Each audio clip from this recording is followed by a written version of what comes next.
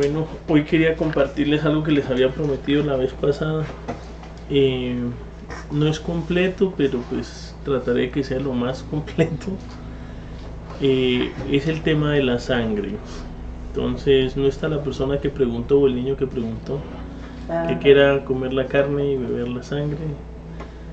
Vemos que fuera una afirmación de lo que el Señor Jesús nos dijo un día, ¿no? Que gracias a Él y su sangre poderosa fuimos perdonados, rescatados. Tuvimos otra vez acceso al trono de la gracia. Realmente yo muchas veces me he preguntado qué significa la sangre, por qué la sangre de Cristo es poderosa, ¿no? Porque alguna vez alguien me dijo que declarara la sangre. Y pues declarar la sangre, pues uno no le llama yo mucho sentido a por qué la declaración de la sangre de Cristo es algo tan poderoso, o sea, por qué poder en esto. Y pues tampoco entendía y no era para mí muy claro el tema de la sangre, pues debido a la ignorancia, ¿no? Uno a veces no sabe lo que significó que el Señor Jesús fuera a la cruz del Calvario, qué significó que Él derramara la sangre, y es algo tan bonito, tan profundo, tan amplio que pues trataré hoy de condensarlo en lo que más se pueda, y pues dejemos que sea el Espíritu Santo el que hable a nuestros corazones. El final vamos a tratar primera de Juan del 2, del 1 al 6, en el 2, pero vamos a ir mirando rápidamente qué dice la palabra de Dios. Entonces la palabra de Dios en Génesis 9:6 dice: el que derramare sangre de hombre, por el hombre su sangre será derramada, porque a imagen de Dios es hecho el hombre. Vemos que la palabra de Dios en Génesis 9:6, esta historia o este versículo sale después de que hay un juicio de Dios sobre toda la tierra. En Génesis 6, se acuerdan que Dios trae a Noé, lo separa porque era puro en sus generaciones, entran en el arca, que el arca pues representa al Señor Jesucristo, o una de las representaciones del Señor Jesús. 8 personas entran y salen, y él directamente empieza a hablar acerca de esto y le da este mandamiento a Noé, ¿no? Y empieza a revelarse que uno a veces no tiene en cuenta, pero Dios tiene sangre, y resulta que Dios tiene sangre. Y esa es la primera revelación, porque cuando empieza el parágrafo dice: el que derramara sangre de hombre, entonces el hombre tiene sangre, ¿sí? Dice: por el hombre su sangre será derramada, ¿cierto? Porque a imagen de Dios es hecho él. O sea, parte de la imagen de nosotros, parte de la semejanza y la imagen que Dios nos ha puesto es su sangre. Y eso a veces uno no lo entiende, ¿no? Uno no entiende que dentro de nosotros corre una sangre, ¿cierto? Pero esa sangre, hasta que no es transformada por el Hijo de Dios, no es la sangre de Dios. No sé si soy claro. En la semejanza que tenemos con Dios, no solo tenemos semejanza en lo que somos trinos, trino significa tres, y la parte es en el espíritu, en la mente, que es la misma alma, y en el cuerpo. Dios es un ser trino, Padre, Hijo y Espíritu Santo.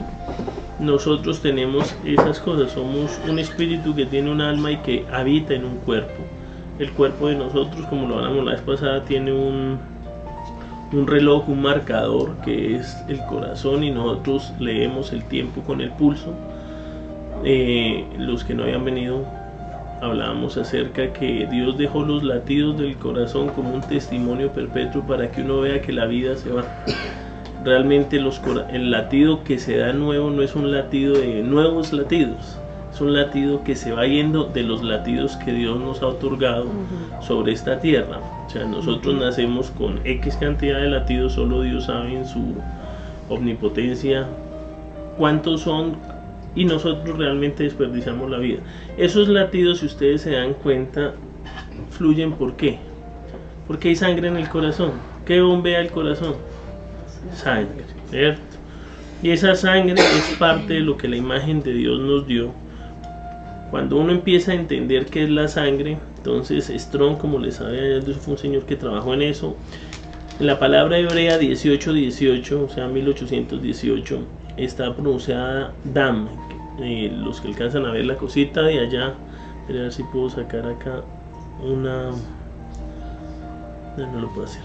Bueno, esa palabra hebrea dam significa sangre. La muestro porque si no, no quedo feliz. Estas dos cositas. Presten atención a esas dos cositas porque ahorita van a ver un misterio que Dios hace en esas cosas. En el hebreo la palabra sangre significa dam, ¿sí? Entonces ahí dice como lo que cuando se derrama causa muerte. Entonces parte del significado en el hebreo de la palabra sangre o dam hace que cuando esto se pierde o la sangre se pierde, ¿qué causa? Muerte. De hombre o de animal. Por analogía, también en el hebreo se llama jugo de uva, ¿sí? Figurativamente se llama ¿qué? Derramamiento de sangre. Y también está causal en el homicidio, en la muerte, la sangre o sanguinario. Entonces esta palabra dam en hebreo tiene todas estas connotaciones. Acuérdense que el idioma hebreo era el idioma que hablaba el Señor Jesús. Y el idioma hebreo fue como Jehová o Yahweh o Yud Hei Vav, como quieran nombrarlo. Él fue el Dios Todopoderoso, nuestro Señor poderoso. Él reveló a Moisés letra por letra en el alfabeto hebreo cuando él escribió los 5 libros, ¿sí? Que significan el Pentateuco o el Tanakh. La segunda palabra que ustedes van a encontrar es Adam, que es el nombre del primer hombre. Si se dan cuenta, Adam tiene las dos primeras más la letra Aleph. Esta es la letra Aleph. Esta es Aleph. Y esta es la palabra Adam, que significa sangre. Entonces, cuando uno ve esta palabra, ¿sí? ¿Qué significa? Mostrar sangre en el rostro, rubor, enrojecerse, rojear, rojo, rubio. Pero realmente algo que hace que uno tenga... Esta cosa que les voy a contar es cruel, pero se las voy a contar. Cuando las personas son ahorcadas o les cortan la cabeza en la guillotina, adivinen qué les pasa al rostro. Se ruboriza, se pone coloradito. Entonces parte de ese rojo o enrojecerse uno, eso es la presencia del flujo de sangre en uno, demuestra que hay vida, ¿cierto?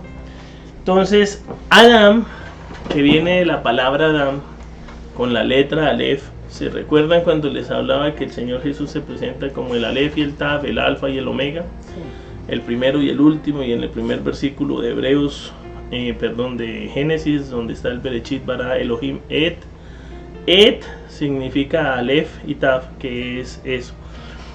Algo poderoso que sucede es que cuando el hombre, ¿sí? Nosotros miramos y ahí están las dos. Está la Strong 1818 que es Dam y está la Strong 119 que es Adam.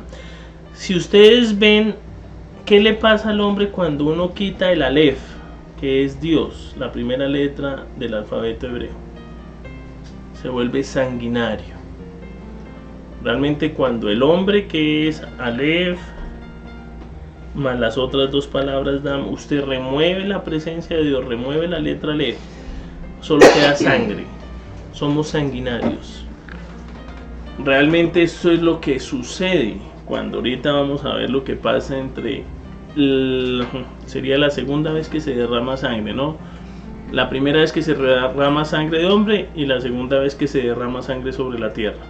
Entonces recuerden que cuando el hombre peca, Adán y Eva proveen para ellos en el árbol de la higuera taparse con hojas de higuera, y Dios tiene que hacer un sacrificio del cual salen las dos mantas que los cubre a ellos, y Dios dice: no es por la higuera que ustedes van a encubrir sus pecados o eso, es por un sacrificio, ¿sí? Va a tener que haber un sacrificio, alguien inocente, ¿sí? Va a mover por el injusto.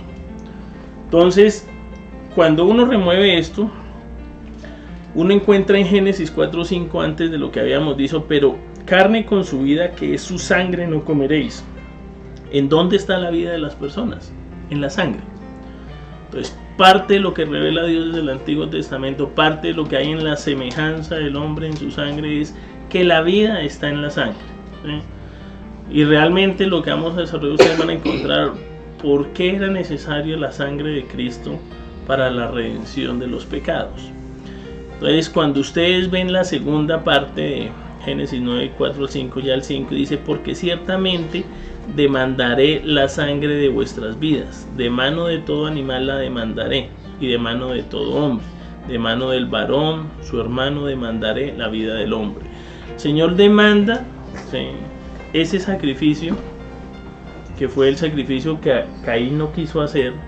Cuando uno habla o lee realmente la historia entre Caín y Abel, bueno, antes de llegar a la historia de Caín y Abel, el tema de la sangre estaba desde el comienzo, ¿no? Desde el sacrificio, cuando hacen las dos cosas.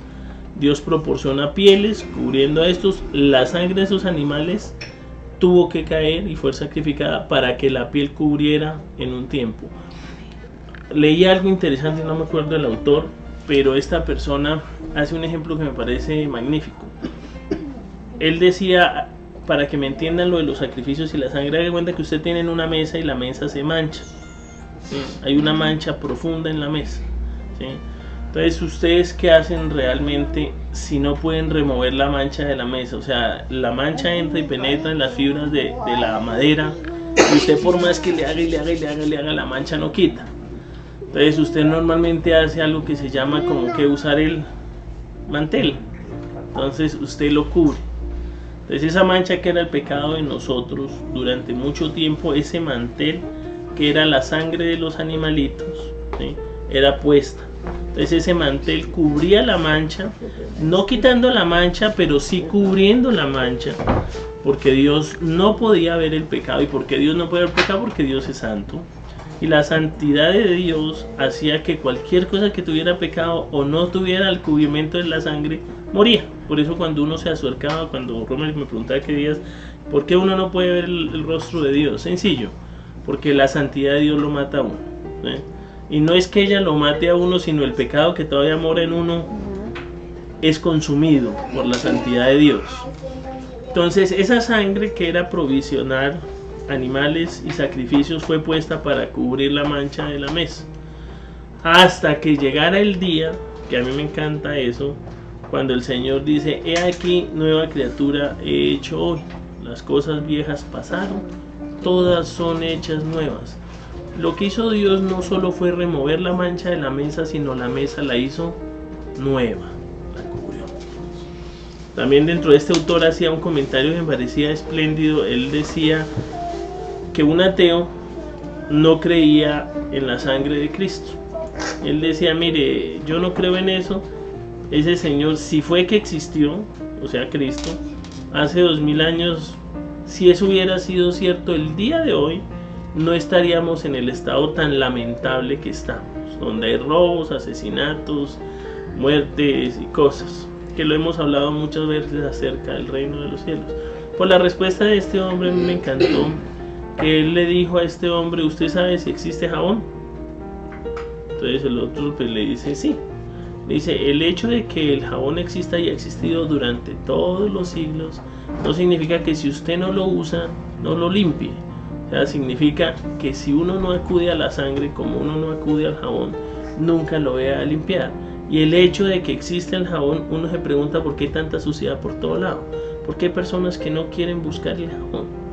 Al igual que la sangre de Cristo, hay personas que no quieren buscar ser limpios por la sangre de Cristo. El hecho de que se ejemplifique que hay mucho pecado, muchas cosas, no quita el hecho de la realidad de que la sangre de Cristo es poderosa. Yo creo que es tan poderosa que es donde Dios aún no desata su ira, donde estamos todavía en la misericordia, porque esa sangre hace que Dios mire a través de la sangre de su Hijo y dice: ya todos los pecados son perdonados. El sacrificio del Señor es una vez y por siempre. Él no se está sacrificando todos los días. La cruz del Calvario no se está repitiendo todos los días. La vivencia de la cruz, que es otro tema que de pronto vemos, a veces las personas malentienden el tome la cruz y llévenlo. Y a veces en la cruz creen que son enfermedades, son cosas que Dios les manda, son pruebas, son cosas. Realmente la cruz es profunda. El tomar la cruz tiene un significado muy grande. Tomar la cruz es el mismo significado de tomar la sangre. Eso fue un acto que Dios hizo, y uno tiene que recordar que uno está muerto al pecado y vivo para Dios, para Cristo. Entonces cuando aquí vemos en 1 Corintios 15:47, vemos dos diferencias. Aquí es igual que el de la mesa, ¿no? Entonces el primer hombre, que es Adán, que como lo veíamos, cuando Adán rompe el Aleph o rompe la relación con Dios, ¿qué se vuelve? Sanguinario, ¿cierto? Sí. Cuando el pecado entra, se fractura, ¿qué queda? Un hombre sanguinario sin Dios. Y lo que hace la cruz del Calvario es que el hombre vuelva a ser hombre. Y empieza el segundo hombre, que es Cristo, ¿sí? Que es el Señor, que es del cielo.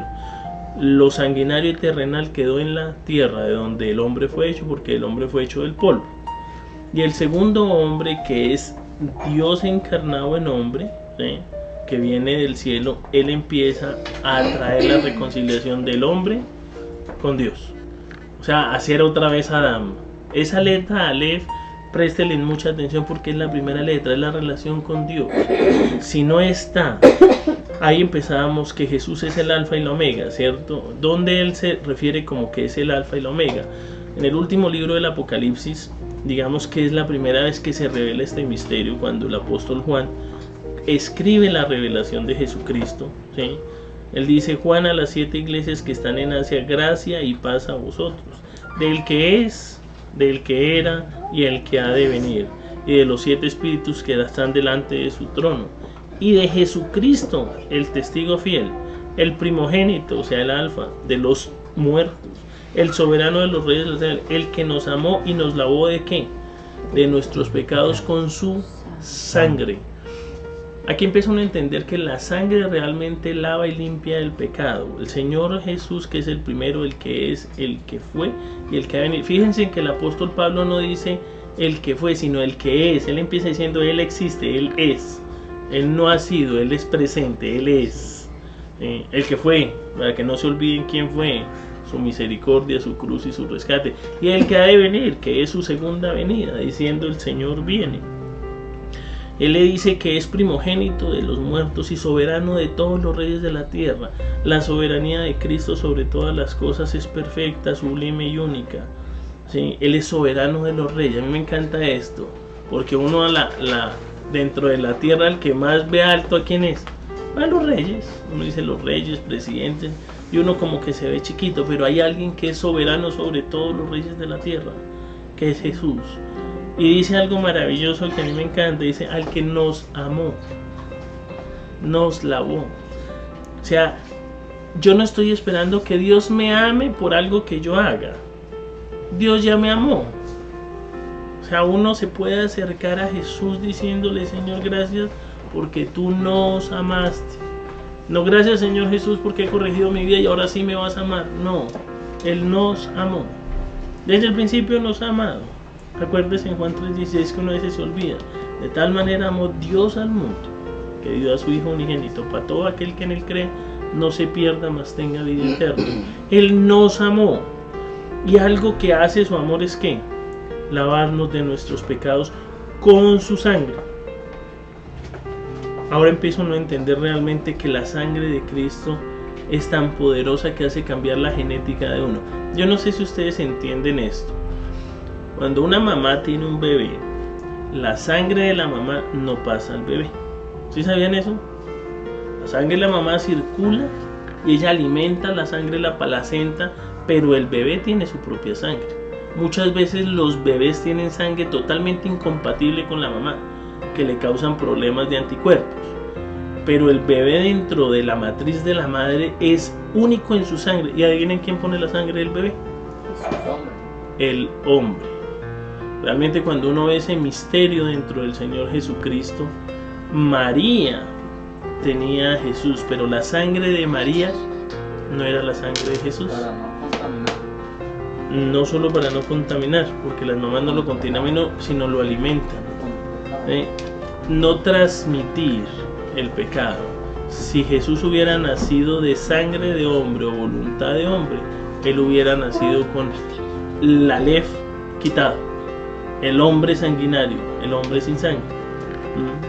Él hubiera nacido, a mí no usa la palabra contaminado, pero usted la tiene como contaminado, hereditando el pecado. La genética de Jesús había sido contaminada. Él tenía que ser tamim. Tamim en hebreo significa sin mancha y único genéticamente, o sea, sin defecto. Jesús, al ser concebido por el Padre, tiene la sangre del Padre. ¿Sí? Jesús también tiene otro misterio. Jesús, a diferencia de Adán, en lo chistoso, Adán, que fue creado de la tierra, ¿sí?, de las manos de Dios directamente, Adán no tiene ombligo, que lo veíamos la vez pasada, ¿sí? Adán no tiene ombligo, no tiene esa permanencia o conexión con una madre. Jesús sí tiene ombligo, y el Señor Jesús tiene permanencia y conexión en una madre. Y uno entiende por qué tenía que ser así, porque así iba a ser profetizado, y así fue profetizado. Génesis 3:15, acuérdense que dicen, de la semilla de la mujer, ¿sí?, contenderá la semilla del otro, y esta semilla aplastará la semilla de la cabeza de la serpiente. Él tenía que haber nacido, una cosa, de donde Satanás se aprovechó que fue de la mujer, de ella iba a nacer quien iba a aplastar. Qué justicia tan impresionante la de Dios, qué justicia tan perfecta, ¿no? De la mujer, ¿sí?, conectada a su hijo, nace la semilla que es hijo, que aplasta la semilla del varón.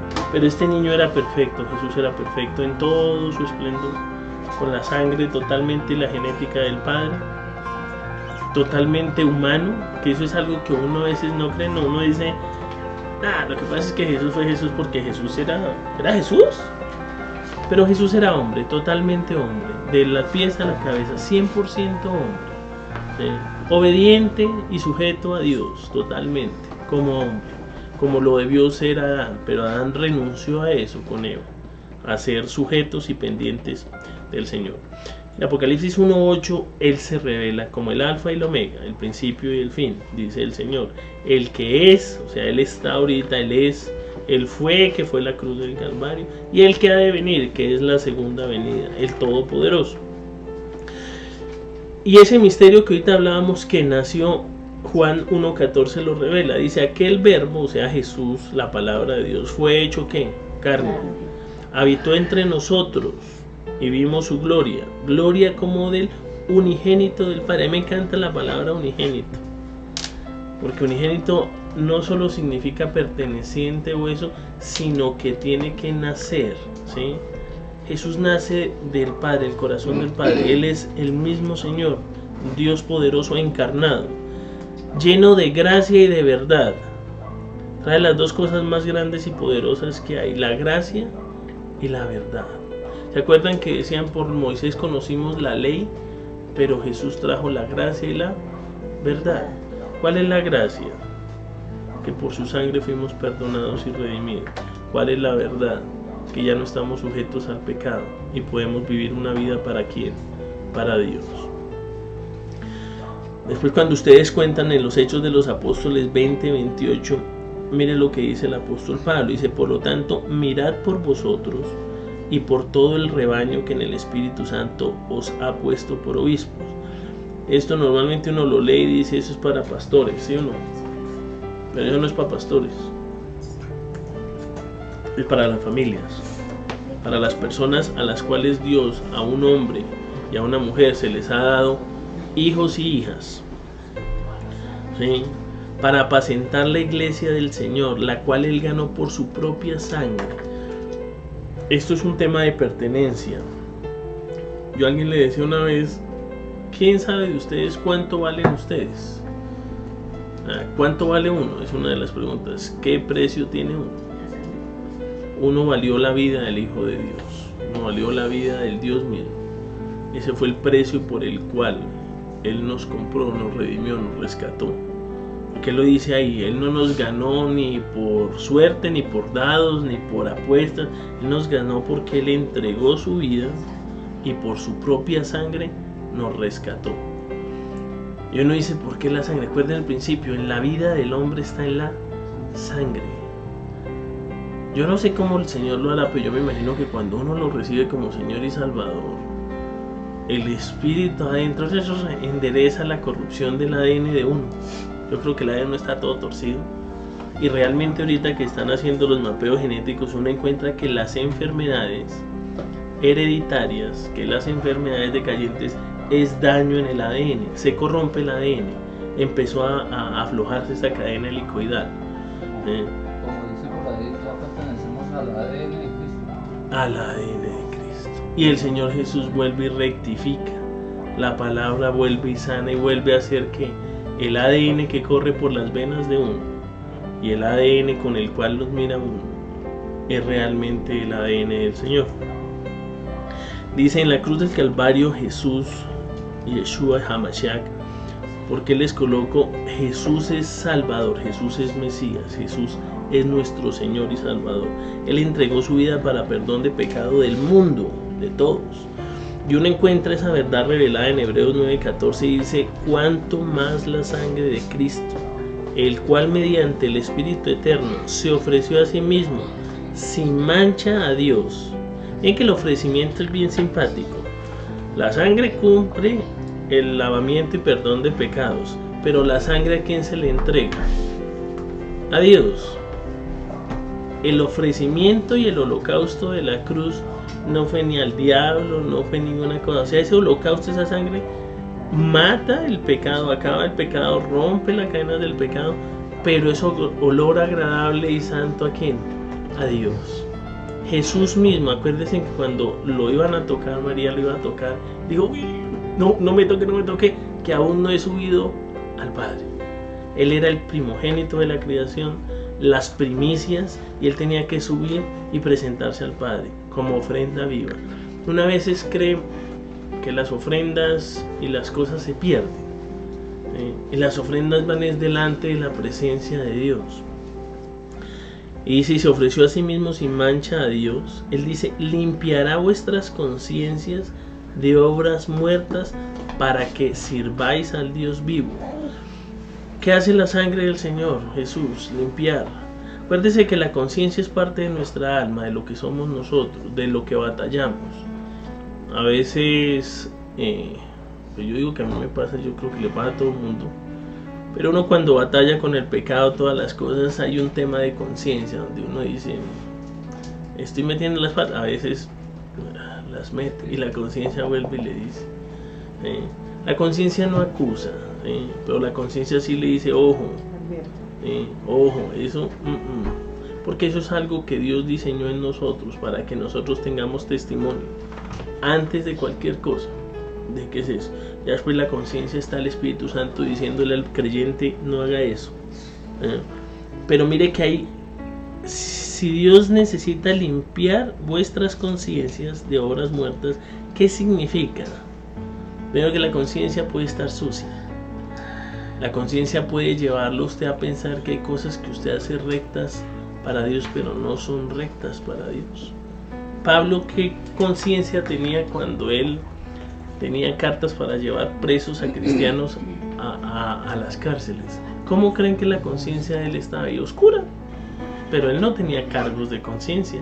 Su conciencia estaba entenebrecida, diciendo que lo que estaba haciendo lo estaba haciendo bien por celo de Dios, y era justo matar a todos esos cristianos que no deberían vivir, hasta que la sangre del Señor Jesús entra, lo limpia, lo reconoce, y su conciencia cambia totalmente y empieza a ver la realidad. O sea, que la sangre del Señor Jesús no solo nos limpia, nos lava el pecado, solo también restituye la forma en que pensamos. Él vuelve a ordenar la conciencia de nosotros. En la historia que veíamos, que no la terminé de contar, acerca de Caín, cuando Dios se acerca a Caín, ¿sí se acuerdan la historia?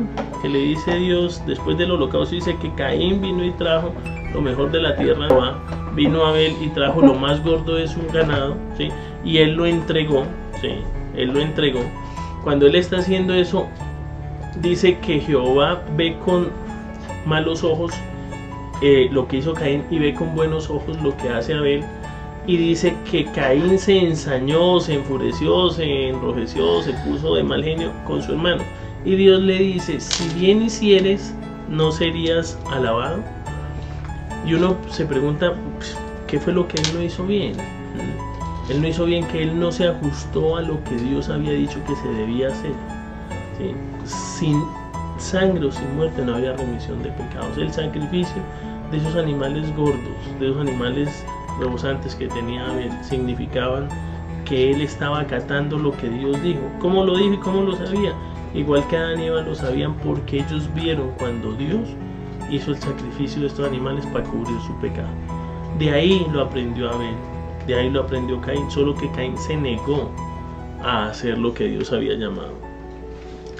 Siguiendo en Hebreos 9:15 dice, así que por eso es mediador de un nuevo pacto, para que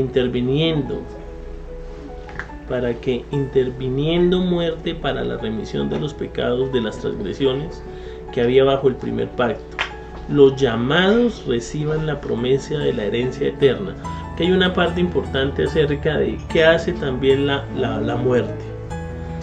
Ustedes saben que uno no puede recibir una herencia hasta que no muere la persona que le va a dar a uno eso, ¿sí o no? El Señor necesitaba morir. Si nosotros queremos heredar todas las promesas en Cristo Jesús, ¿qué tenía que hacer el Señor Jesús? Morir. Dios le había dado a él toda la plenitud a Cristo Jesús como hombre. Le devolvió el reino, ¿sí? Jesús reconquista el reino. Jesús somete todo el reino de carne y sangre. Recuerdan que la vez pasada yo les pregunté que Dios dónde había dado la autoridad, después de la cruz o antes de la cruz, donde usted ve que los demonios se someten, las enfermedades salen, todo. ¿Dónde? Antes. ¿Sí? ¿Por qué? Porque él era dueño de toda la autoridad. Pero él, para dejársela a los creyentes de la iglesia, para dejárselo eso, él tenía que morir para que esa herencia nosotros la recibiéramos. Entonces la sangre de Cristo, la muerte de Cristo es una piedra fundamental de la creencia de nosotros, ¿sí? Nosotros no solo creemos que Él fue a la cruz y murió por nuestros pecados, sino que resucitó y está sentado en la diestra de Dios Padre, y que va a venir un día, ¿sí? Y va a regresar por su iglesia, y va a venir a otra vez, y va a mirar. La gente a veces dice que Dios no viene 2, 3 veces y que hay primera y segunda venida y no hay más. Realmente el Señor vino más de 2 veces. A Pablo se le presentó, tuvo que venir, ¿sí o no? Ayer tenía una pregunta. Digamos, Juan siempre dice que era la primera vez que venía, pero si vemos con Jacob, cuando peleó, era Jesús, ¿cierto? El ángel poderoso. Melquisedec también era Jesús. No, Melquisedec es uno de los hijos de Noah, ¿no? Lo que pasa es que eso se llama las cristofanías. En una sí hay apariencia, que se llama el ángel poderoso de Jehová. Cuando uno ve en el Antiguo Testamento la aparición del ángel de Jehová, sucede a Abraham una vez. Melquisedec es hombre, ¿sí? ¿Sí? Porque dice que no tiene generaciones. Digamos que las personas no han entendido el que no tenga generaciones, que sea como el Señor, pero realmente ¿cuál generación tiene Noé si la tierra se había acabado hacia atrás? O sea, él empieza una nueva raza y viene hacia ahí. Con Jacob también. ¿Con quién? Con Gedeón. Me dicen que es una cristofanía. Eso no también llama un... Josué, cuando él va y dice ¿quién eres tú? Dice yo soy el principal del ejército de Dios. Que es... No, la teofanía es de Dios y la cristofanía es de Cristo. Entonces representa al Señor Jesús encarnado, el Dios de los ejércitos. Pero eso es en espíritu, ahí Dios no se había encarnado. Pero en el Nuevo Testamento Jesús sí vino. Jesús vino 40 días y habló del reino. Jesús vino y habló con Saúl, ¿no? Si uno sí es sistemático y primera y segunda, y entonces porque eso pelean acerca del rapto, en que no van a haber 2 venidas, una a la mitad por su iglesia y luego una al final. Bueno, pues no es el tema de hoy, pero el Señor regresa y viene pronto, Dios me diga.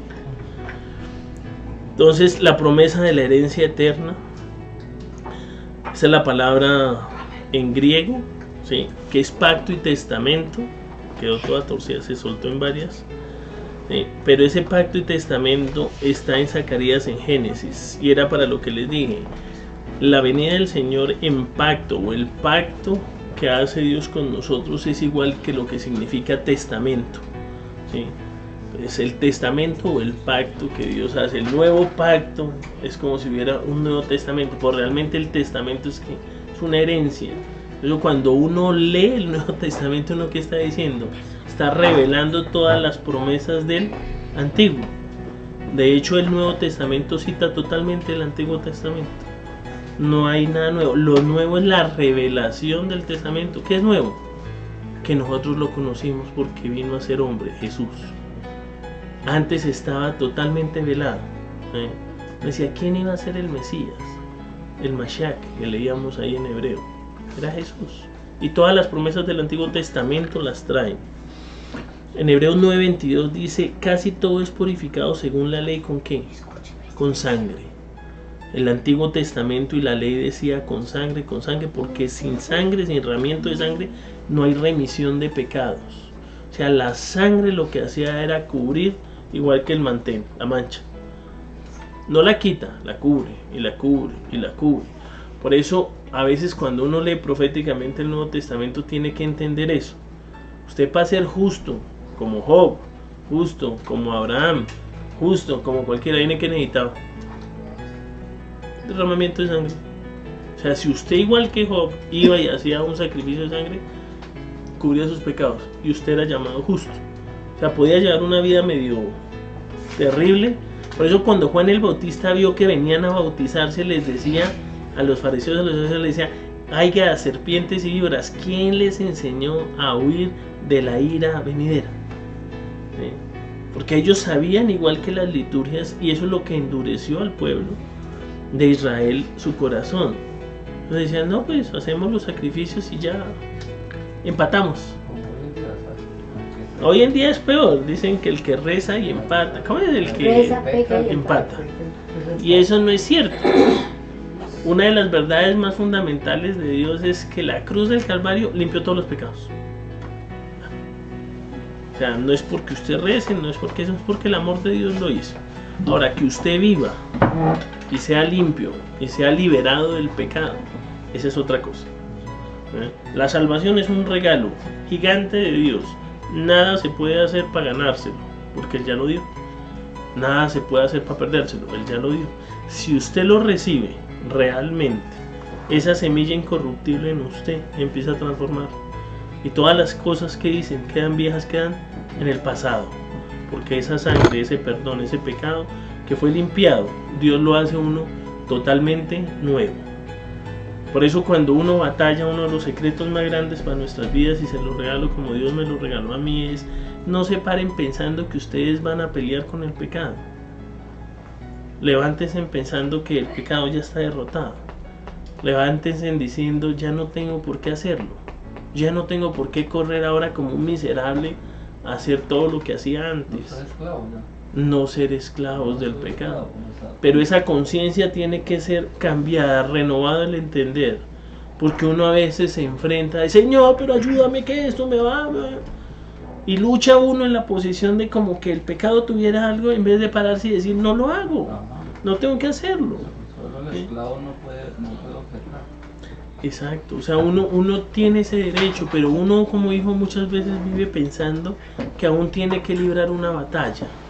Y aún tiene una cosa, la batalla no es contra el pecado, la batalla es contra uno mismo, contra su carne, contra la falta de disciplina. Porque ellas hablábamos acerca de una cosa, una persona que, normalmente creyentes, personas que aman a Dios y a Dios, pero la vida no es tan organizada, ¿no? Entonces todos creemos que tenemos vidas organizadas, porque nosotros no tenemos unas vidas tan organizadas. Somos descuidados en el ejercicio, no hacemos ejercicio, somos sedentarios. A veces comemos y comemos y comemos y comemos y comemos y comemos y comemos. Como yo y en el almuerzo, y Dios mío, comí mucho. No comemos, Tragamos. Y realmente el cuerpo no es diseñado para los excesos. El cuerpo no está diseñado. Y uno lleva una vida descuidada a veces, sin falta de alimentos, sin dormir bien, sin descansar bien, alimentando los ojos con cosas que no son. Y después nos quejamos y a que le echamos la culpa. A Dios. Dios, ¿cómo permite que me pase esto? O sea, alguien, voy a dar un ejemplo bien exagerado, un cristiano, amante del mar y del sol. Por ser cristiano, ¿usted cree que los rayos solares no lo van a tostar? Y se sienta así como una rana platanera a recibir sol. Y después de 12 o 15 años, miércoles, cáncer en la piel. Dios, ¿cómo es de injusto? ¿Cómo permitió que me diera cáncer en la piel? Hombre, no lo permitió, usted lo buscó todos los días, se metió ahí en el sol a quemarse y a tostarse. Una de las realidades de la vivencia, de ser eso, es que esa transformación de la mente le tiene que a uno dar sensatez. ¿Señor? Renovar la mente, como decía Dacha. Pablo. La palabra de Dios renueva la mente de uno, porque tiene que ser renovada. La forma en que pensamos y la forma en que le echamos la culpa a Dios no es correcta. Entonces empieza Primera de Juan 2, que era donde queríamos llegar, del 1 al 6. Esa es la realidad. Dice: hijitos míos, estas cosas os escribo para que ¿qué? Para que no pequéis. No es necesario que pequen, ¿no? Si alguno hubiera pecado, abogado tenemos para con el Padre, a Jesucristo el justo. Dos realidades. Escribo para que no pequéis, pero ya Juan lo sabía. Yo ya sé que algunos de ustedes pecaron. Dice: abogado tenemos, ¿sí?, a Jesucristo, y Él es la propiciación por nuestros pecados, y no solamente por los nuestros, sino los de todo el mundo. Alguien creía que la cruz del Calvario se está ejecutando todos los días, y en la Iglesia Católica hay una creencia que no es correcta, que el sacerdote hace en la hostia, en la cena, que hace que la hostia se convierta en el cuerpo del Señor y otra vez es quebrado y tomado. Eso no es cierto. Yo no me acuerdo cómo se llama, la transubstanciación. Eso no es cierto. No es cierto. La cruz del Calvario fue una vez. Una vez se derramó la sangre de Jesús, no dos, una vez. La sangre de Jesús no se está derramando todos los días por los pecados de los hombres, ¿no? Esa sangre ya cubrió todo. La decisión de vivir en el pecado o de no vivir en el pecado es de uno diario, ¿no? Pero la verdad es que uno no tiene que acudir ya al pecado. Uno ya no está bajo el yugo del pecado, ya no es esclavo del pecado. Me encanta eso de la mesa. Nosotros somos nuevas mesas. Ya esa mancha del pecado en la mesa se fue. Dios ni siquiera dijo: vengan, los restriego y les mocho el pedazo de madera ya contaminada, sino Él dice: nuevas criaturas somos hechas ahorita. A mí eso me parece uno de los regalos más grandes que Dios pudo hacer. Y en esto sabemos que nosotros le conocemos y empieza todo el tema de desarrollarse ahí. Si guardamos los mandamientos ¿dónde están escritos? En la palabra de Dios. Yo les digo, no dejen por fuera el Antiguo Testamento, ¿sí? Muchas veces a nosotros nos dicen: no, es que estamos en el Nuevo Pacto. En el Nuevo Pacto. Entonces el Nuevo Pacto no nos permite saber del Viejo Pacto. Y ese es un error. Jesús dijo: yo no vine a abrogar la ley, sino a cumplirla. Y los mandamientos no están escritos en el Nuevo Testamento, excepto uno. Este es el nuevo mandamiento: que os améis los unos a los otros, como yo os he amado. ¿Cuál es el mandamiento? Que uno ame como Cristo amó. Porque Cristo fue la revelación de Dios en gracia, por lo que la ley no pudo. La ley, acuérdese, que es la justicia que le dice: eso está mal, eso está bien, eso está mal, eso está bien, pero no pasa de ahí. No haga.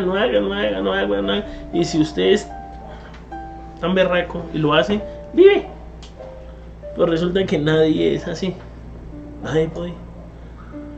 Por eso la gracia se hizo carne, que fue Jesús. Y lo que era imposible para el hombre fue posible para Dios. Él rompió las cadenas, ese yugo. Me encanta. Pregúntense en dónde está Satanás cuando Caín mata a Abel. ¿Nunca han preguntado eso?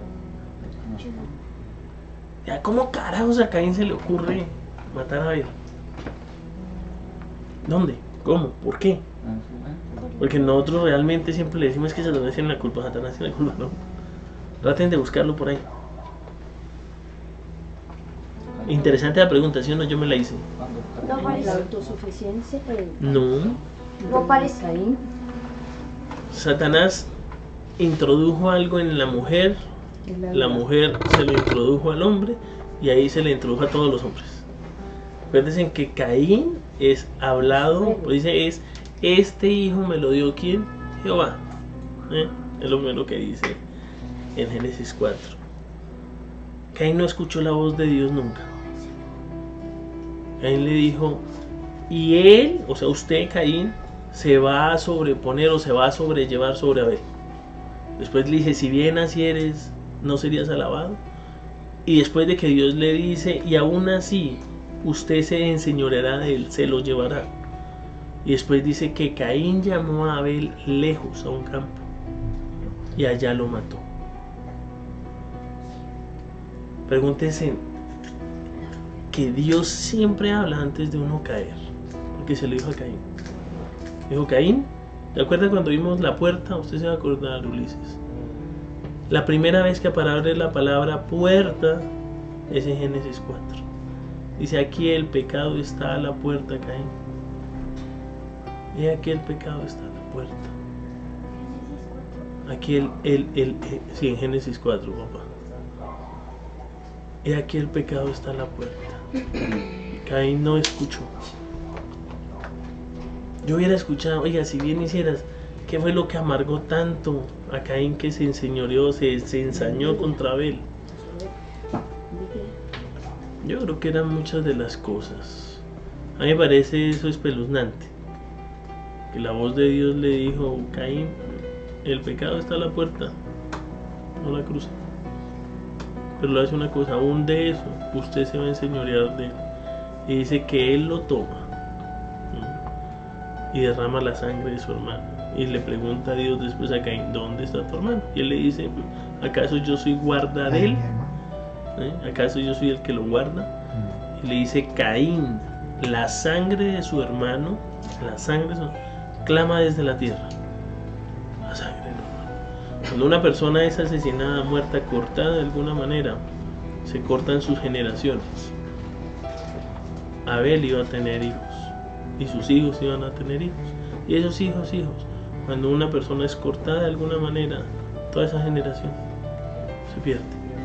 Una vez no alcanza a ver la magnitud del asesinato y del derramamiento de sangre. Y todo por el mismo error que su papá y su mamá tuvieron en el jardín.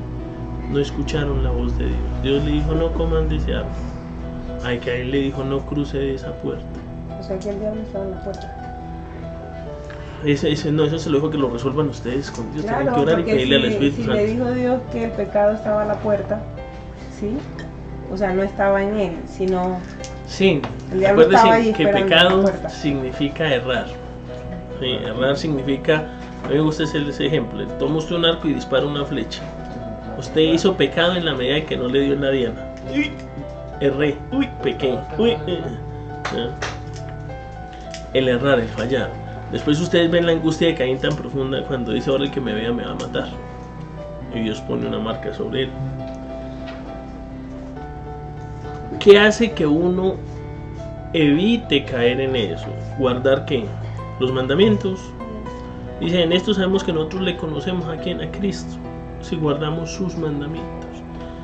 Entonces guarden los mandamientos. Yo me hago esa pregunta, no son solo los 10 mandamientos, realmente la ley de Dios es grande. Yo no digo que nos volvamos ahorita judíos mesiánicos y nos aprendamos las 600 misbotos, yo no sé cuántas tienen. Porque eso es igual cuando Jesús les decía, oiga, ustedes no entran al reino de los cielos, ni van a entrar, ponen cargas pesadas. Pero una cosa sí es clara, cumplan 2. Con esos están, amen al Señor su Dios con todo su corazón, con toda su mente, con toda su alma, con todas sus fuerzas, con todo su cuerpo. Y amen a su prójimo como a sí mismo. Cuando uno cumple esas 2 cosas, señora. Que de ahí se desprenden todos los demás, de esos 2. No. Si se ama a alguien, no se mata. No, Si no se ama a alguien, desprende, no se evitan ah, todos los otros. bueno, es Ellos consecuencia. son los 2, no, lo que evita que se llegue a todos los otros. Pero en el amor al prójimo, pues perdonamos o no le hacemos daño a los demás. Claro. Todo. Los 2 primeros lo que hacen a ustedes es protegerlo. ¿Ustedes se acuerdan cuando empezábamos que el hombre es semejante a Dios?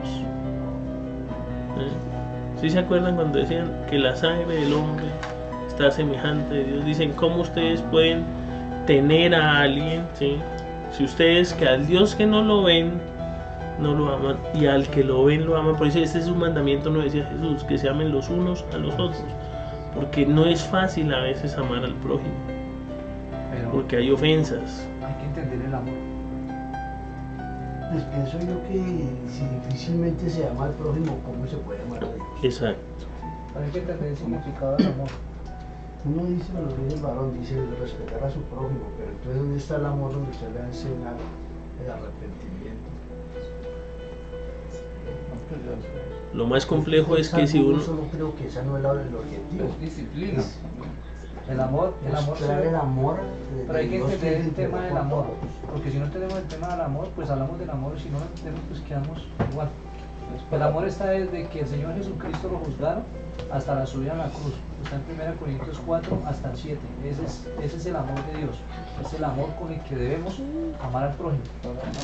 Es el amor. El amor es que, ¿te lo sabes? La definición. 1 Corintios 13 es la definición más grande que todos los enamorados le citan a las enamoradas. Pero realmente el amor va en conocer a Cristo. Porque si Dios es amor, realmente la manifestación del amor de Dios fue que el verbo se hizo carne. O sea, si uno, es que ese es tenaz. Dios se volvió tangible. Dios fue real. Y eso es lo que proclamaban los evangelistas. Dicen, lo que tocamos, lo que nosotros miramos, lo que testificamos. ¿Sí? Y una de las cosas más maravillosas que a uno le preguntan es, ¿viene y usted cómo me dice si no ha visto a Dios? ¿Sí? Siempre dicen, oiga, si yo no lo veo, ¿cuál Dios? No existe, tengo que tocarlo, verlo. Pero ese motor y esa cosa, cuando él se vuelve real, cuando yo le decía, cuando uno lo ve en las personas, cuando uno lo ve en... Que ya le contaba ayer a Alejandro lo que me pareció impactante yendo por el trabajo. A un perrito le dieron haber atropellado, son las dos calzadas de la autopista grande, ¿no? Ese perrito alguien lo debió pegar, lo iba a atropellar, y el animalito, yo iba por esta, y el animalito iba cruzando y no se podía ni parar. Yo iba rápido, imaginen, yo apenas vi lo cabrilla y lo fue así, pero me dio en el corazón un dolor ver a ese pobre animalito tirado, tratando de pararse ya, y pues venía en la avenida de alta velocidad, ¿no? Yo decía, uy Señor, que no lo maten, hombre. Yo decía, Padre, y muchos pensamientos me pasaron. Una de esas fue eso que cautiva el amor, ver la semejanza, la vida. Yo pensaba en eso, o sea, se muere porque yo solo me imaginaba lo que uno ve en la carretera, que ve en las carreteras un pedazo de mancha de sangre y un pedazo de piel. No deja más, ¿sí o no? Que carro y carro le pasa y eso pues es un manchón de sangre. Una cosa cruel, ¿no? Entonces yo decía, ¿qué es lo que se pierde? ¿La vida dónde va? Yo me preguntaba eso. Y algo que yo en el corazón pensaba, decía, y mi madre, así es cuando uno anda en la vida pecando sin Dios. Ya, lo va a coger un carro, lo va a destrozar y le va... Acabó. ¿Quién se preocupa de si ese animalito, esa cosita, estaba mal? O sea, ¿quién iba a...? Yo casi freno, sí, casi paro, pero digo, donde pare somos dos, él y yo. Le dije, no puedo, sigo. Pero realmente la reflexión era, no somos más que sangre y carne y sangre. Después de que usted lo licúan en una licuadora, queda un grupo de sangre y carne, huesos, pedazos, no hay más. Es que es lo que realmente hace que uno se mueva, que uno tenga dinamismo, tenga las cosas. Es la presencia de Dios en uno, la semejanza. Realmente eso que Dios nos da y que Él salvó y que Él perdonó y que Él transforma, que lo ponen a uno delante de un Dios creador que sí se preocupa, que de pronto nos ha visto en avenidas de esas, fregados ya, patas quebradas, cadera quebrada, ya viene el otro carro, y la misericordia de Él ha sido tan grande que Él sí se detuvo y nos recogió y nos levantó y nos sanó, porque es algo que hace la sangre. Ustedes van a empezar a ver esto. Entonces, siguiendo, dice: el que dice yo le conozco y no guarda sus mandamientos, el tal es un mentiroso y la verdad no está en él. Si eso se leyera de otra manera, y Jesús no está en él, porque Jesús es el camino, la verdad y la vida. Entonces, ¿quién habita en la persona que no le conoce y hace sus mandamientos? El mentiroso. ¿Y quién es el padre de mentira? Juan 10. El diablo. Vino a robar, a matar y a destruir. Y la verdad, que es Cristo, no está en él. O sea que si Cristo está en uno, ¿qué está en uno? La verdad. Y la verdad lo sostiene a uno, porque la verdad es vida. Pero el que guarda su palabra, en este verdaderamente el amor de Dios se ha perfeccionado. Una de las cosas que hace que el amor se perfeccione es ¿cuál? Guardar su palabra. No hay otro camino. Ni ser buena persona, ni ser esto, ni nada. Guarden la palabra. La palabra de Dios, al guardarla, ella lo guarda a uno. Al leerla, ella lo lee a uno.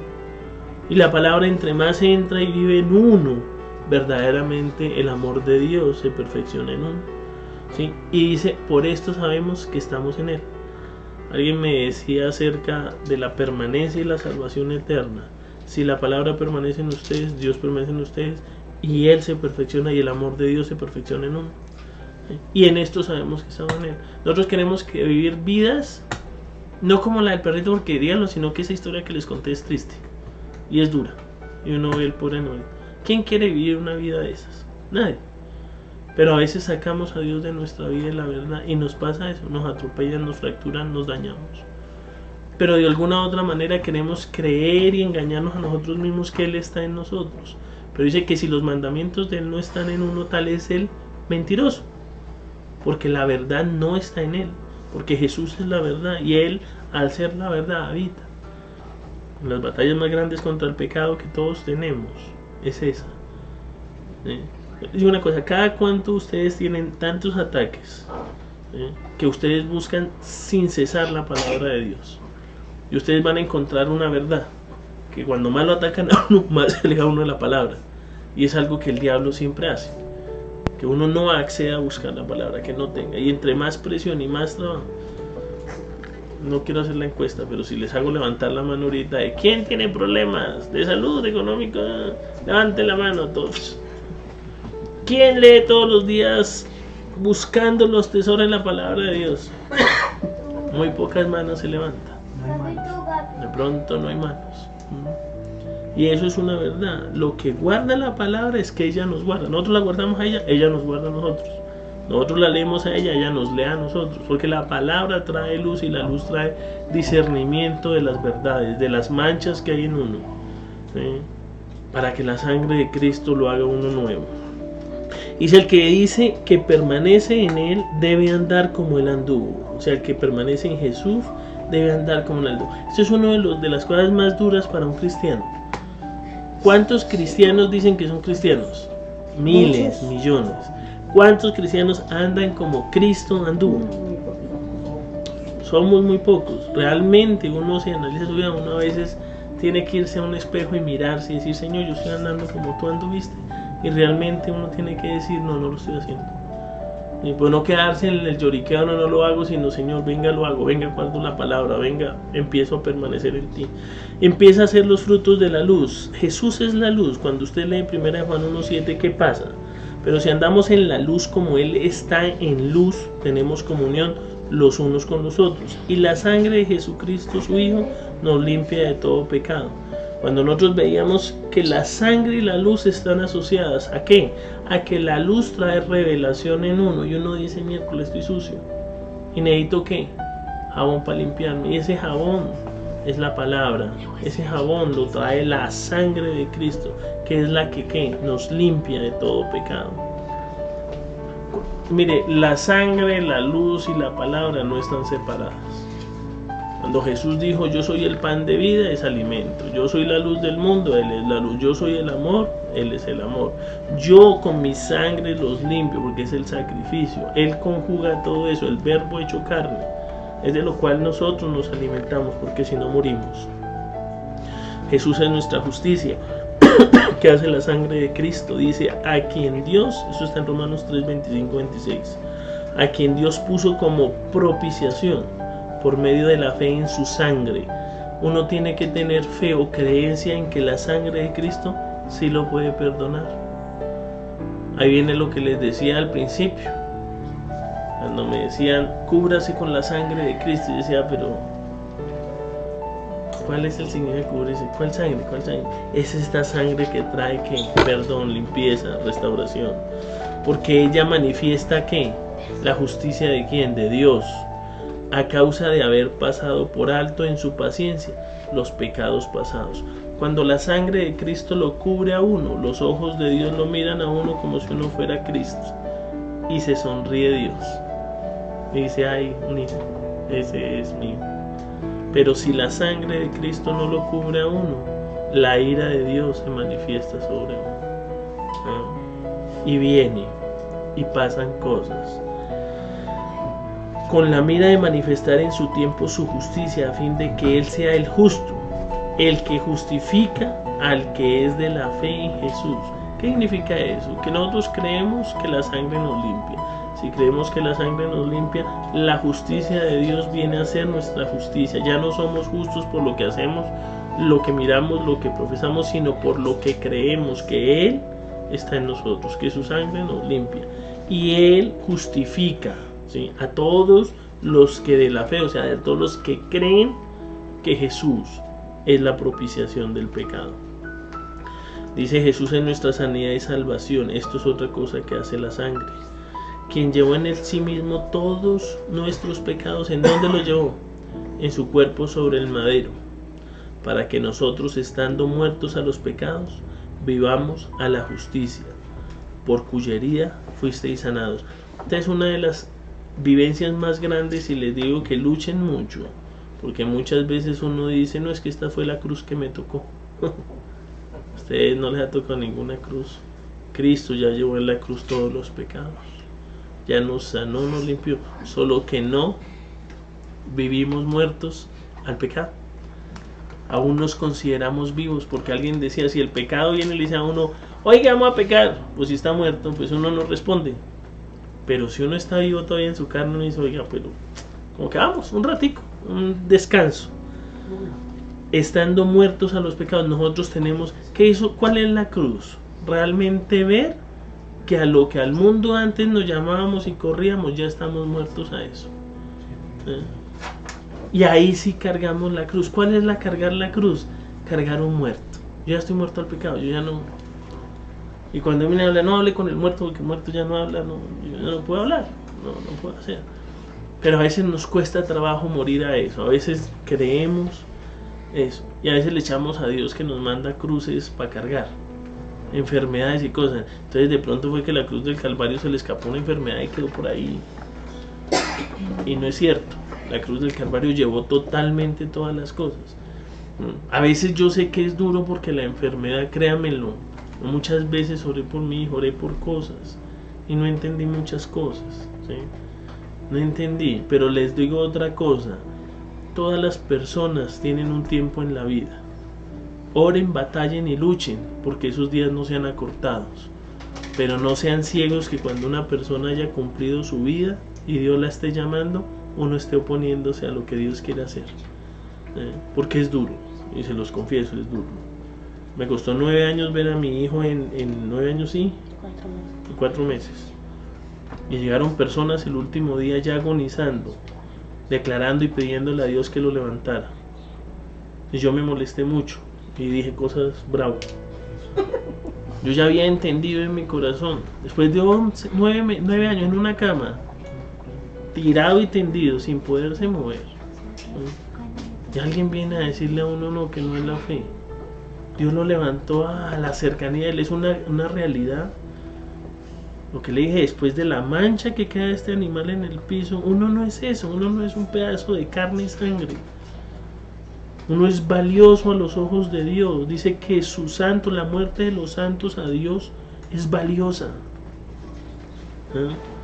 ¿Cuáles son las batallas que uno debe pelear con el diablo realmente? Que él sí quiere acortar la vida de las personas, quiere matar niños, quiere matar jóvenes, quiere matar personas que no han cumplido su propósito en las cosas. Con eso se debe batallar, se debe orar, se debe sanar, se debe decir, y ser suficientemente transparente para entender cuál es la voluntad de Dios. Bueno, miren que la voluntad de Dios es tener a alguien enfermo y tirado, porque no es voluntad de Dios. A veces vivimos vidas descuidadas, a veces vivimos vidas que no son tan agradables.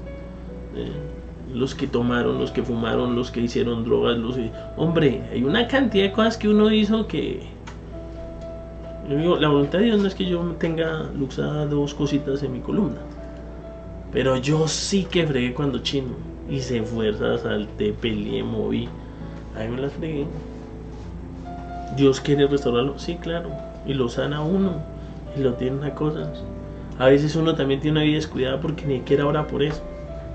No, ay, me dio el dolor. Yo no. El ibuprofeno. Sí, gracias a Dios hace el ibuprofeno. Claro. Cuando no le alcanza a uno la fe para no sacar esa gas, pues écheselo y ya, y bendiga al Señor. Y un momento, yo que ya le contaba a usted, ay, me dolía, ya que me había quitado el Señor el dolor, pero yo tenía 2 ibuprofenos en el bolsillo. ¿Y qué hice? Pues los mandé yo, ay, ¿para qué me estoy tomando 2 ibuprofenos si ya no tengo dolor? Porque, pero es la reacción humana de ibuprofeno, dolor, entonces venga, me los tomo. Ayudarle a Dios. ¿Ah? Ayudarle a Dios. Sí. O sea, uno. Pero hacerlos. Dale a Dios. ¿Puedo hacer una pregunta sobre la sangre? ¿Es Claro. apropiado usarla, digamos, que muchas personas la usan que para cubrir la casa, que para reprender? ¿Es apropiado o no? ¿O solo Y- la sangre es para perdón de pecados? No, fíjese que él decía acá, Pero ¿cómo Dice- así? O sea, se sacan la sangre y ¿cómo? Oh, no, eso no, la gente hace, Señor digamos, cubre con tu sangre, Señor cubre con tu sangre. Ah, yo pensé que agarraba la sangre literal. Pues es apropiado usar la sangre de Cristo, digamos, la palabra, digamos que la sangre de Cristo cubra esta casa para que no se... Pero escuche, dice, a quien Dios puso como propiciación por medio de la fe en su sangre. Si usted cambia la palabra fe por creer, ¿qué haría uno? Que Dios puso como propiciación o Dios entregó como ese regalo que por medio de los que creen en su sangre para manifestar justicia. Realmente, cuando alguien, por ejemplo, lo están robando y uno dice, Señor, cúbrelo con tu sangre, ¿qué está haciendo el que lo roba? Una injusticia. ¿Qué está uno pidiéndole a Dios que haga con esa persona? Que haga justicia. Que lo ayude. ¿Cómo? Dice, a quien Dios. ¿Quién puso la sangre? La sangre no la pidió ni usted, ni la pidió él, ni yo. La sangre la puso Dios. Dijo, mire, se acabó este juego. Yo ya sé que así nazcan 6.000 billones de personas en la tierra, ni una, ni todas muriendo, pueden salvarse del pecado. Que todos están comprometidos. ¿Sí? Me toca mandar a mí, ¿a quién? A Cristo, mi hijo, hacerme yo carne allá, entrar en ese reino de carne y sangre, y alguien de ese reino, clamando ese reino, tomando apropiación del reino, va a entregar su vida y su sangre va a cubrir para que haya justicia. Porque lo que hace el Señor es que si usted no es hijo, yo le preguntaba, esa es una experiencia de mi vida. En este parque una vez venía yo a las 10 de la noche y nos salieron a robar. Venía yo con mi prima. Ahí me salieron piernas de donde no tenía. Mi pobre prima se quedó atrás. Y yo salí y no me atraparon. Eran como 12 muchachos pandilleros, me iban a robar. Y yo salí corriendo y yo entré acá en esta cuadra y yo recuerdo diciendo, papá, ayúdeme. Ahora les voy a decir cuál es la verdad. Yo no tenía papá porque mi papá me dejó a mí a los 5 años y yo tenía 16. Ese papá, ¿usted cree que alguno de esos muchachitos pasó esa calle? No lo entendí yo, sino después de que yo recibí a Cristo. Pero ese clamor tan profundo que yo dije, papá, ayúdeme. Yo después me decía, pero yo a cuál papá le decía porque Camilo no estaba en la casa. Y era también ¿Sí? débil para ayudarlo. Y él dice lo otro. La sangre, mire, es tan poderosa que hay testimonios de personas que han clamado. La sangre no la puede clamar alguien que no sea hijo y que no la tenga, porque es una apropiación. Pero cuando la sangre usted la recibe, ¿sí? Y usted la clama, ¿sí? Ella viene y lo protege. La justicia de Dios va, porque es un regalo. ¿Sí? La sangre no es de propiedad de santos. La sangre es propiedad de Dios. Y con ella cubrió el pecado del mundo. Y todo aquel que venga y crea no se pierde, tiene vida eterna. Entonces, la fe es un acto de que el que declara y cree en lo que declara, tiene lo que declara. Señor. Un testimonio de un pastor que vivía sobre una avenida. Y él salió de su casa y en ese momento una buceta se le vino encima. Eso dice que la sangre tiene poder. La sangre de Cristo cubre y la buceta antes de atropellar sobre el personal. Amén. Testimonio de otros pastores que venían de un encuentro subiendo de mesita se estrellaron con otro carro se volteó, pero ellos venían guerreando. En el momento que se estrellaron, la sangre de Cristo cúbrelos. Fueron, voltearon el carro y a ninguno le pasó nada, pero también eran cristianos. ¿Sí? Amén. Entonces, la sangre tiene poder en el momento que usted la confiesa. En la bomba del DAS, ahí había una mujer y su hijo estaba adentro. Y cuando estalló, lo único que esta mujer dijo adentro del carro, dijo: ay Señor, sangre de Cristo, cúbrelo. No pregunten cómo, todo quedó achicharrado al lado y el chino ahí. Y eso salió en plenas noticias. Yo se le digo, yo he cubierto con la sangre y la he declarado y la he creído. Y creo que su sangre tiene poder. Creo que ella es maravillosa. Pero es que la controversia viene porque hay muchos pastores que dicen que no es apropiado, digamos, invocar la sangre de Cristo para cosas materiales, digamos, cubrir la casa o cosas, digamos, que no tengan que ver, digamos, que con la sangre de Cristo yo, un espíritu saco, pues por eso tiene a Jesús, ¿sí entiende? Por eso estamos usando la palabra apropiado, o sea, hay cosas apropiadas para eso. Pues, Más no que no tenga poder, ¿no? ¿qué le digo? Yo me baso en lo que dice la palabra de Dios. Y la palabra de Dios dice que si usted cree en ella, y es la propiciación de Dios para aclarar la justicia. Cuando usted, que ya leíamos el niño, el papá que tenía el hijo endemoniado, Marcos 9. Entonces, ¿qué clamó este hombre en ese momento? Él no podía clamar la sangre porque no había sangre, pero él sí le podía clamar a quien iba a propiciar su sangre, que era Jesús. Sáquelo, tenga misericordia y gracia de Dios. Realmente, hasta que uno no ve las cosas apretadas, uno ve. Hay personas, temas de fe, hay personas que creen que Dios creó el universo, el cielo, la tierra y todas las cosas, sin tener la magnitud de lo que es el universo, que ya mirábamos más o menos qué es el universo, y no se puede entender en el cerebro, ¿sí? Y veíamos las proporciones de los planetas. Pero usted cree que son capaces de creer que pueda proveer para un arriendo, que es natural. Entonces, ¿para qué bajamos a Dios, que es el Todopoderoso, creador del cielo, y le pedimos para algo material? Mire, Dios lo dijo, no se afanen, ¿sí? Pues Dios, cada día tiene su propio afán, ni por lo que comen ni por lo que visten. Traiga el reino de Dios y su justicia. Y la justicia del reino de Dios se fue hecha carne. Su sangre fue entregada por eso. Porque en el reino, cuando usted tiene hambre y le duele la barriga, a veces no se quiere acercar al Señor, ¿sí? Y antes se aleja, porque usted dice: si Dios fuera bueno, yo no estaría pasando las que estoy pasando, ¿sí? Si Dios fuera bueno, lo que ahorita hablábamos, si Dios fuera bueno, si Dios fuera bueno, si Dios fuera bueno. Y resulta que los que retienen la comida, los que no pagan los salarios, los que se roban la plata del uno al otro, no son de Dios, son personas de carne y sangre, de este reino material.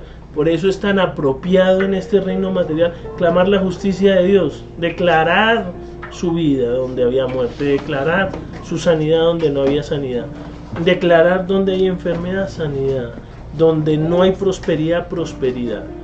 Porque Él es el que trae todas esas cosas, porque su reino y su justicia, al ser añadidos, vienen en Él. Eso es un paquete completo. Y para entrar por ese paquete completo se entra por solo una cosa: porque Él fue la propiciación de Dios por nuestros pecados. Eso es lo que hace que uno clame delante de un Dios justo. Yo le digo, yo como papá, si a mí mi hijo me pide algo, yo le digo: mi hijo, no, solo me puede pedir cosas mentales, espirituales, porque lo natural no te lo puedo dar. No, uno es papá completo. Y si él le está llorando porque el corazón lo tiene roto por algo sentimental, o por que lo menospreciaron, o porque lo dañaron, yo tengo que hacer para él provisión y decirle: Señor, mire, Dios lo ama, Dios lo quiere, mijito, venga, yo lo quiero. Si él me dice: oiga, tengo hambre y necesito vestido, yo tengo que ir y traerle vestido y suplirle su parte de comida. La plenitud de la sangre, que es lo que quiero entender, no es solo para cosas apropiadas o no apropiadas. Una mujer con flujo de sangre era inapropiada que tocara a alguien, porque era inmunda según los hombres, según los teólogos de esa época. Usted, mi hijita, se queda por allá botada hasta que... ¿Cómo me voy a quitar la purificación? Porque ni siquiera me sale. Tengo un flujo que me está matando. Me estoy desangrando viva.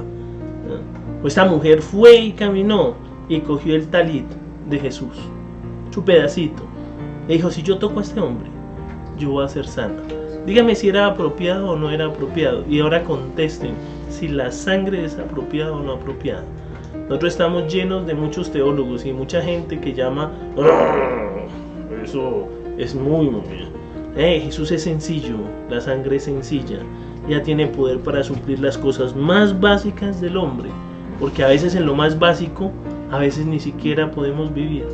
Ya nos complicamos. Tenemos muchas cargas, muchas cosas.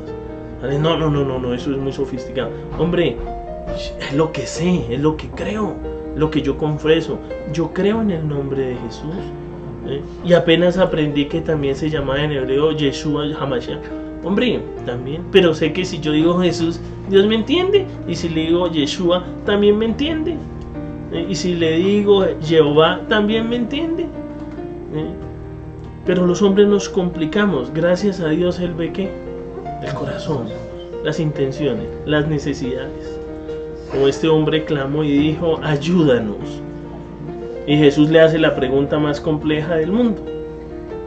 ¿Usted cree? Y le va a contar un secreto y misterioso. Al que cree, todo le es posible. Y el hombre clama y dice, creo. Pero Señor, ayúdame en mi incredulidad. Porque a veces somos duales en nuestro corazón. Porque la parte terrenal, ¿se acuerda que hay un Adán terrenal y hay un Jesús espiritual? Un viejo hombre y un nuevo hombre. A veces Dios no quiere la separación, quiere esto, que en este reino de carne y sangre, el reino de los cielos venga acá. Porque dijo que el reino de los cielos se acercó a los hombres. Arrepentimos, acérquense. Y la sangre es la provisión para eso. Esa sangre tiene nombre y es de un solo ser, es único, increíblemente único. Dios poderoso, Dios amoroso, y es su nombre Jesús, Jesucristo, el Hijo del Dios vivo. Yeshua también le dice.